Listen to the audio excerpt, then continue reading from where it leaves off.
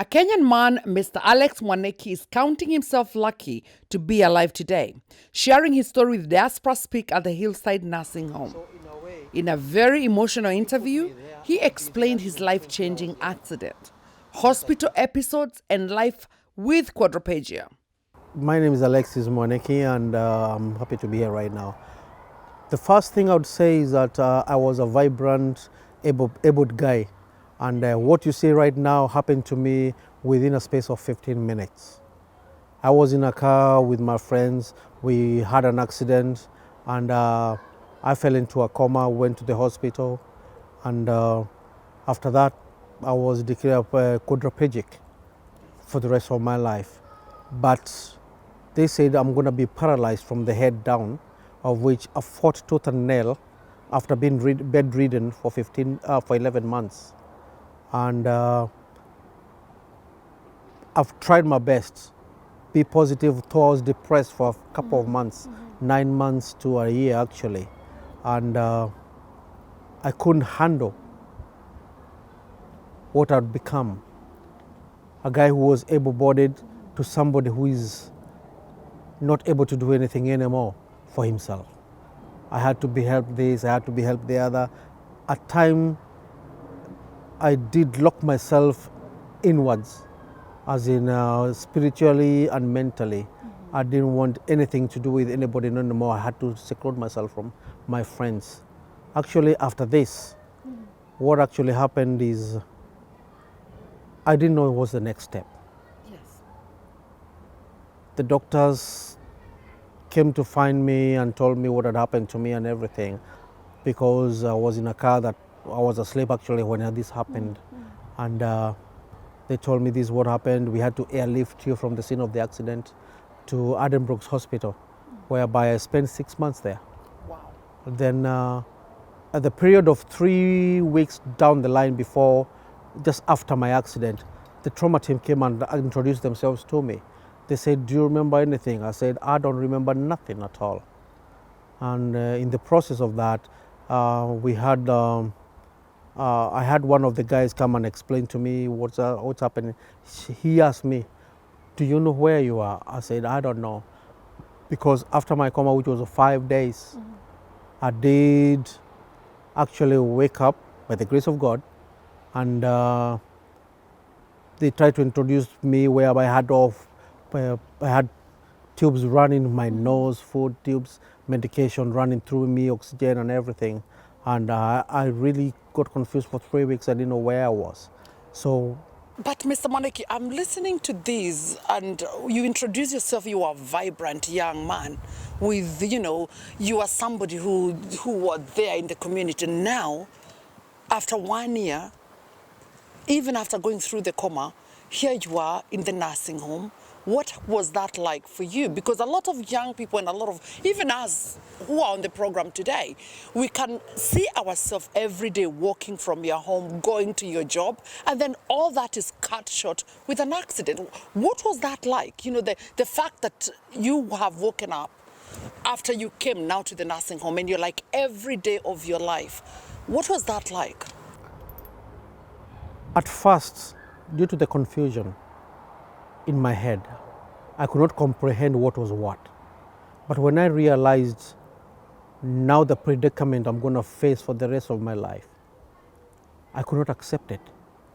It was painful knowing that 10 days or 5 days before that, I would just say, "I'm tired, let me open the door and jump into bed and rest for 5 minutes."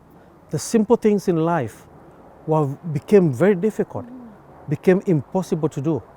I couldn't do them at all. Jumping the way you would say, "Oh, I'm tired, let me just give myself 5-minute break."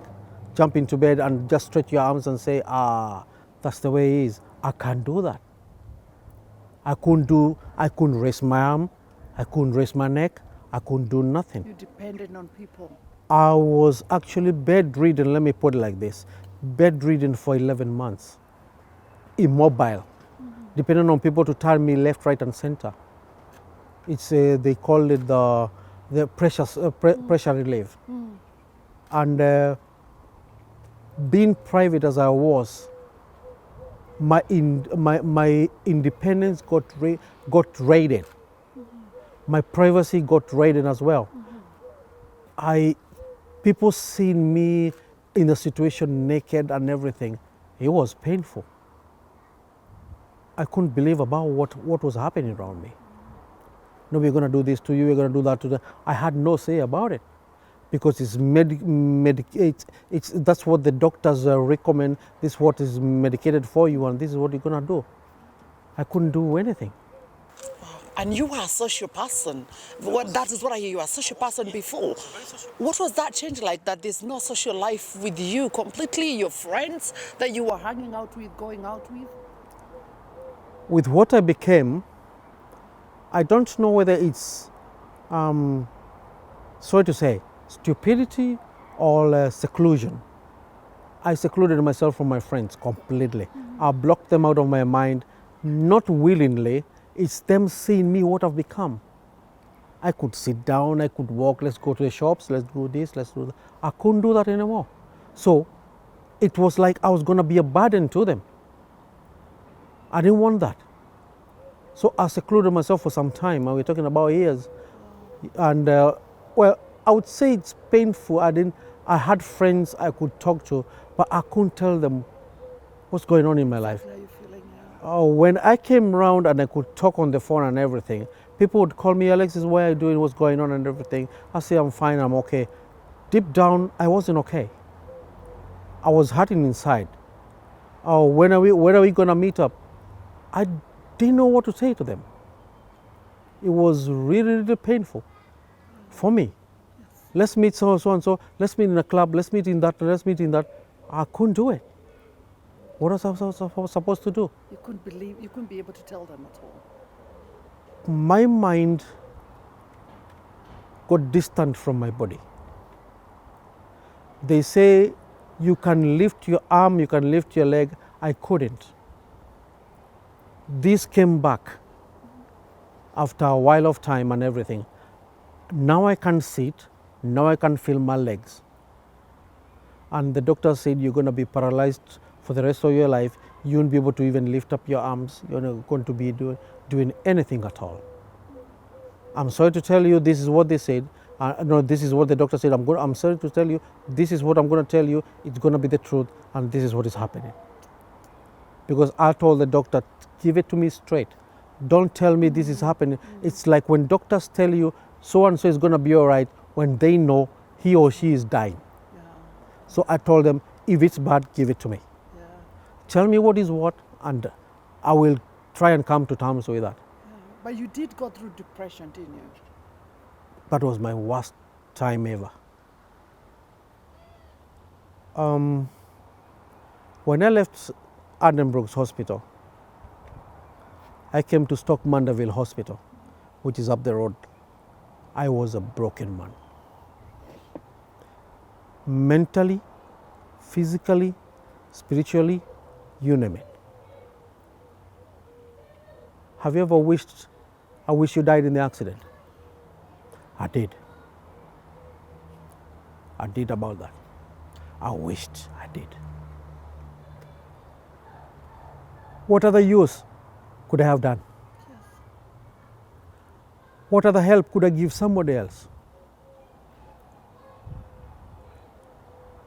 Life was not worth living anymore. That was tough. That must. What did the hospital give you, like, mental health support, or what kind of support did you get to go through that? Because depression can be really damaging when you don't talk about it. Did you get any support at all?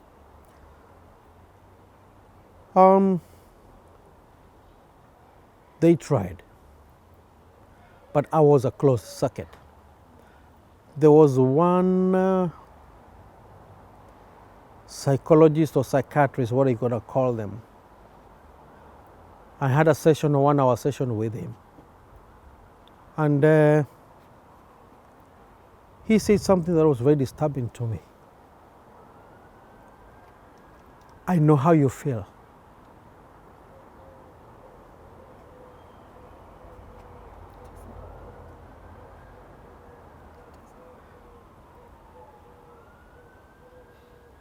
I couldn't believe what he was saying to me. I said at the end of the session, who's going to leave the room and walk while I'm going to just wheel away? After 15 minutes of the session, I left him. I said, to whatever university you are in, you wasted your money. I left him. It was painful. You telling me you've come down, cross your legs with a notepad. You tell me you know how you feel. I can't believe it at all. Sorry. Take your time. When it comes to your question, so many things you have to fight yourself. I stayed there for 5.5 months, doing physio, doing this, doing that, doing this, doing that. Luckily, again, the use of my hands, lifted up things, although I was, I can't do this. We can take a break. It's okay. The physio was intense. It was good. He helped me.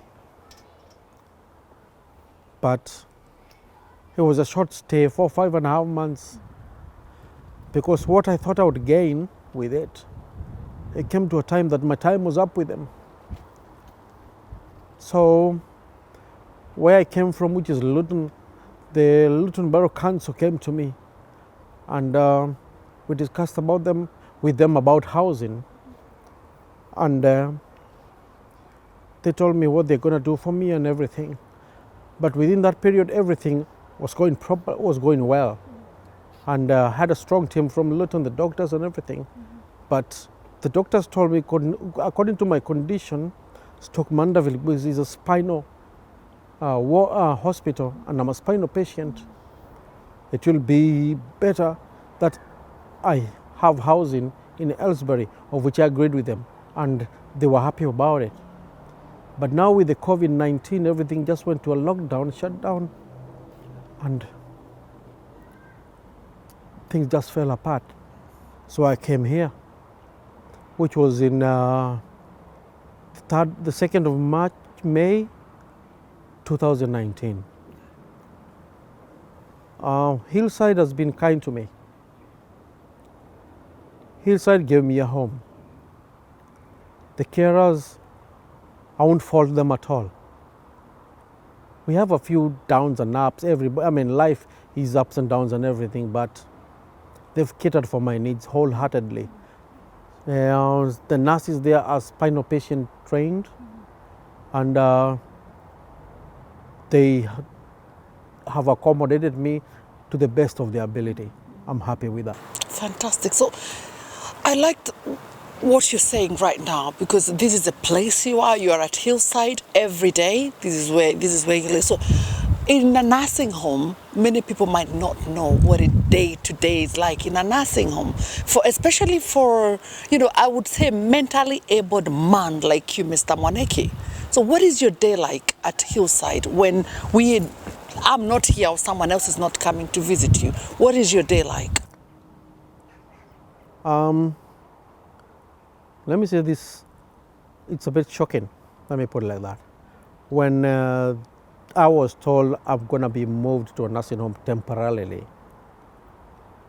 all I knew about, being naive is very, very, very, very, it's a very, very different thing, or a hard thing to be. If you're naive, you don't know what is what and what is what. When I was told I was coming to a nursing home, I knew that's it. Alexis is coming to a nursing home to die. Because everybody coming to a nursing home is on respite, is on this, is on short stay to pass on. So I knew that's it. So the depression doubled up. They are telling you what they have discussed.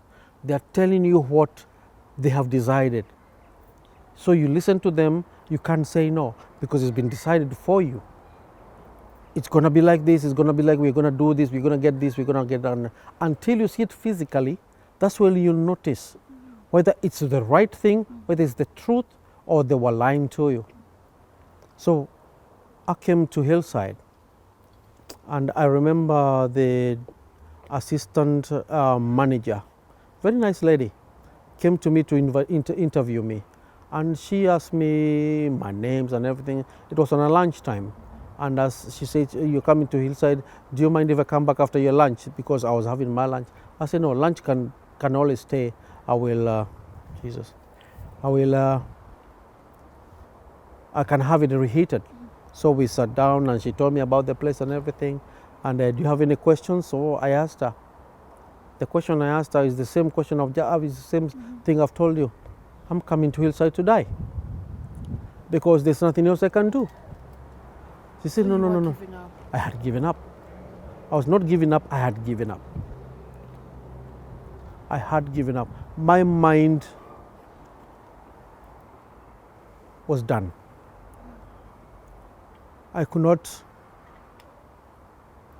fight it anymore. And finally, she told me, you've got a month to decide, and we'll have your room decorated, blah, blah, blah, and everything ready. So I said, okay. So the first home I went to was in Bedford. What I saw shocked me. The doors had other small gate bars outside it. I said, this is not for me. I came here, people became accommodating, and I read faces very quickly. So I tried to know what is what, and I asked the lady, can you introduce me to somebody who I can talk to privately? So I talked to somebody privately who later on became my friend, and we started talking and everything. And he told me it's not a bad place, it's what you make it to be, and you're not on lockdown, as in you're not on lockup. Yeah. You are free as long as you compliment us to whatever you want, as in a normal human being. So I said to myself, because my time is coming up at the hospital, let me try it out. If I'm not happy, they can move me to somewhere else. So I came here. Yes. And still depressed as I was,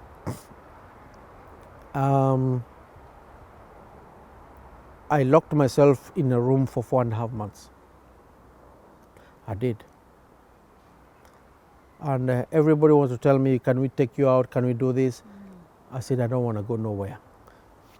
That room over there, that was my room. I remember very well. That window you see there, that was my room. And things were happening outside. I didn't care. And there's a chaplain, his name is Matthew.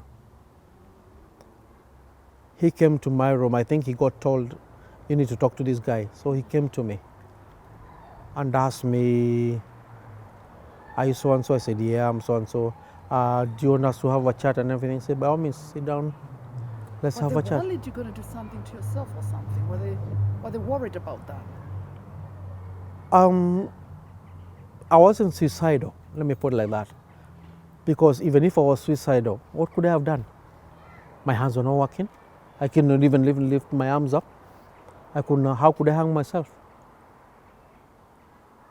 So in a way, you put me there, I'll be there even 20 hours later, unless I drop myself on the floor. But how would I drop myself on the floor?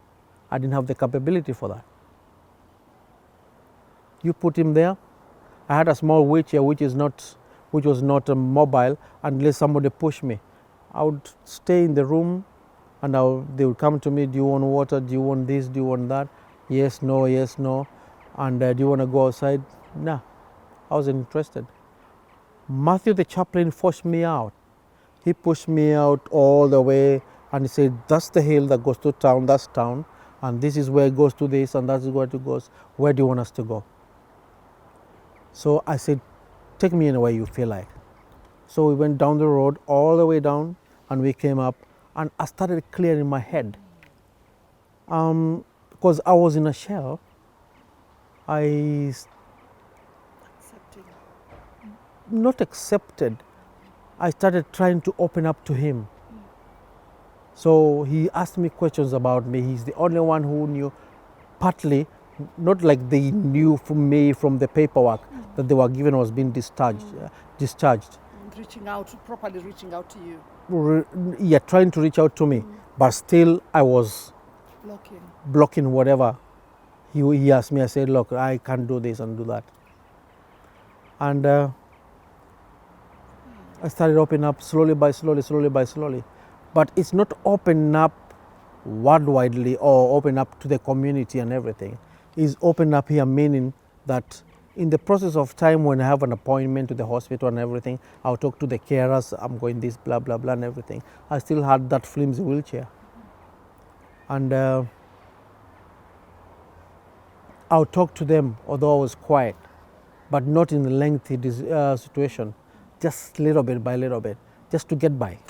When I'm listening to this, I can only imagine, because I'm just thinking of a situation where you can't talk to people, you don't know what to do. And the Alexis you're talking about of that time, when you had just come into the nursing home, starting to know that this is going to be your day-to-day life, you have explained how hard that was. But when I came here today and I saw you, and I've been watching a few, conversations with you and other Kenyans who've come to visit you, I have not seen that. I've seen an Alexis who is strong-minded, an Alexis who is happy. So what has caused the change from that Alexis who was depressed to an Alexis where people who are seeing you now are seeing, they are not looking at the wheelchair, they are listening to your voice? What has changed that? I had a friend, he's a long-time friend, come see me. He called me and I tried to lie to him that I'm in Luton Blood and everything. He told me, I've come to your place, but I can't find you and everything. Tell me where you are. So I explained to him. And I said, please forgive me for that. He come see me here. So him and his wife did extend this to the Kenyan community, because I had locked myself away from that. Human beings are different kind of species. We like what we hear, we take on what we want to take, and the way I thought is that if I tell my friends what has happened to me, they were going to laugh at me. So that was my fear. They're going to take me like, oh, this has happened to him, let's squeeze him out.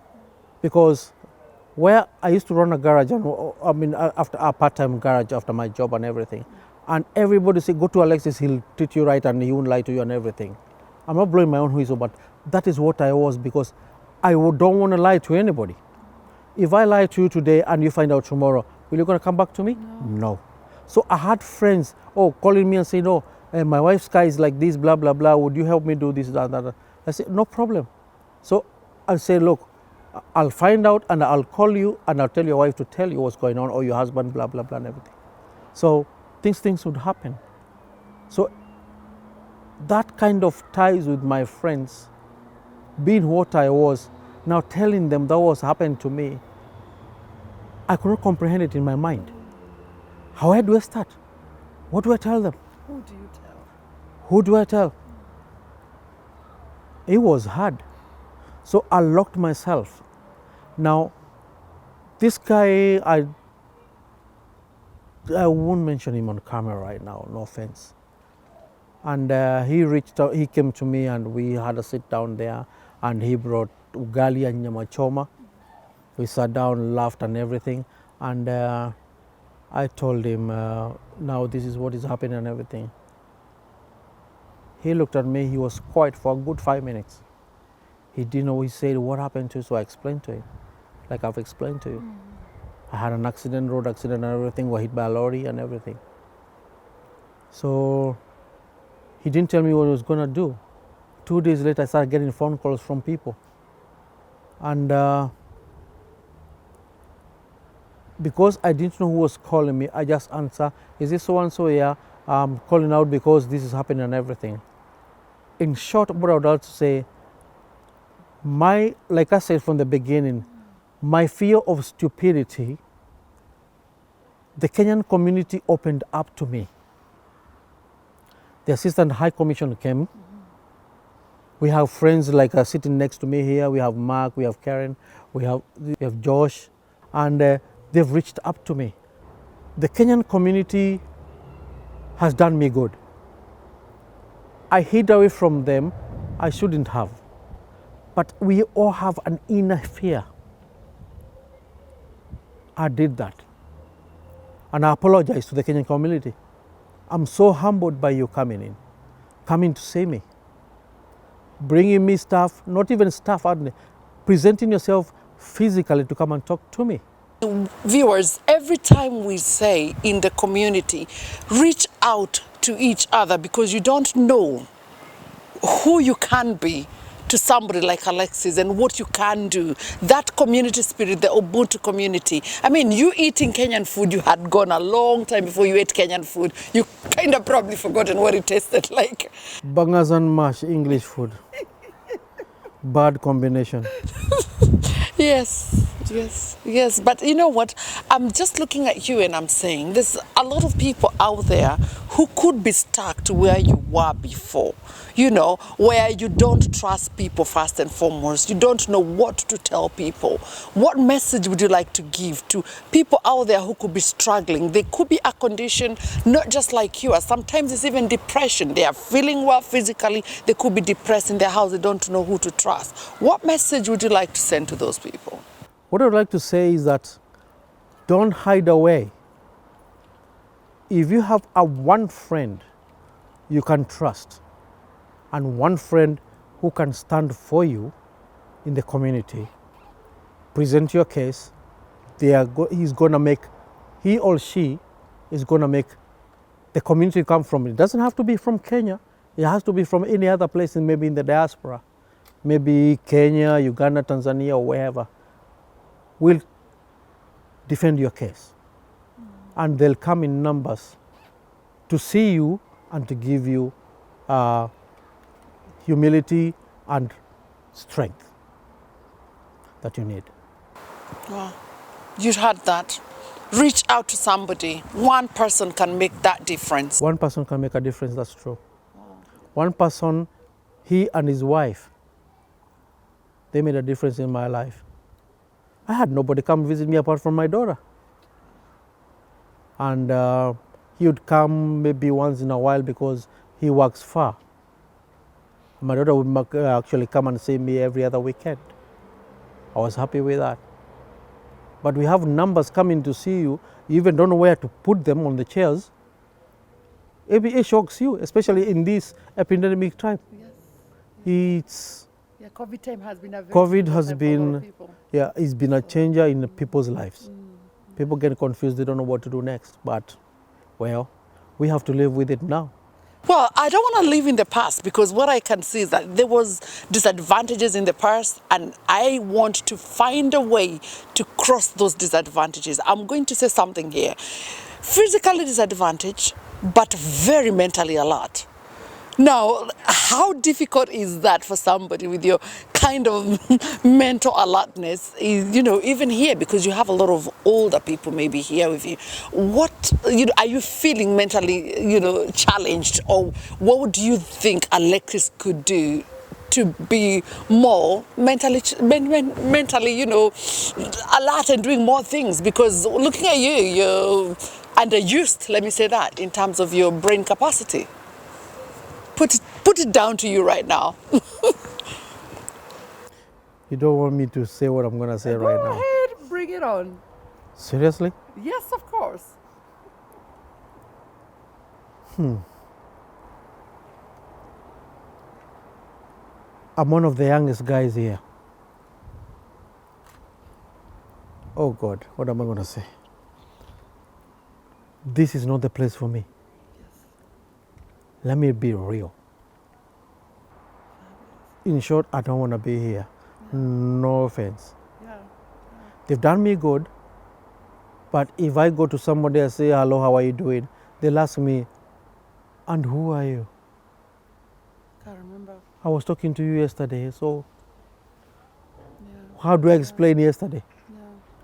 If I explain yesterday, I explain today. How am I going to explain next week? What do you think needs to be done, for you? Because sometimes also it's always important for us to challenge the government and let them know what can be done for somebody like you to be helped a little bit better to get a better quality of life. What I would like right now is intensive physio. I have equipments in my room, but I need my digits to start working again. I usually have a standing frame, but I need an aid with walking because being what I am, I'm a C4, C5. They call it incomplete. That means my spinal cord wasn't severed completely. It might heal, it might not heal, we don't know. But with the feelings I get, I feel muffled, which I'm not supposed to be. I feel the heat, I can feel the pain, I can feel that, which has puzzled the doctors a lot. Yeah, it has. One of the doctors told me in Stoke Mandeville Hospital, what you're feeling, you're not supposed to feel that right now. It's been 2-3 years down the line, and you should be feeling that 7 to 10 years down the line. I said, I don't know how and everything. They put me on a response machine, and I was feeling. Whatever they told, shut your eyes, what leg am I touching, what this am I touching, and this is happening. You've had his story. Although from a very difficult end, it is very inspiring today, because what I'm listening is a voice of a Kenyan man who is feeling encouraged that there's friends and families that have really put themselves together to make a difference in his life. But how many of Kenyans could be out there like Alexis who have not found a way to get a friend to help them, to support them? Now, when we say somebody who is physically disadvantaged, I will repeat again, they are not mentally disadvantaged. They are not just asking for your support, they're asking for you to come and have engaging conversations. When I came here today, there was no conversation about, no. It's deep conversation, if it's politics, if it's health, if it's what's going on around in life. Make them part and parcel of your life too. So I am encouraged that Kenyans are reaching out to each other, and I would say the 90s, they have done well in terms of really lifting this young man to actually be what he is today, a happy man who is looking behind at what depression was like. Because when I'm looking forward is I can see somebody here who can make a difference here in Icebury, somebody who can really push the government, somebody who can really push other people who will be in your position as well, because you have a powerful voice. And if we could find a way to use that voice proactively for other people, that would be what I would be looking for. So I am so encouraged, and I am just happy to also meet you today because, well, another friend added to your list. They call me Africa. They call me Face of Kenya. So you have met the Face of Kenya. Thank you. Thank you very much.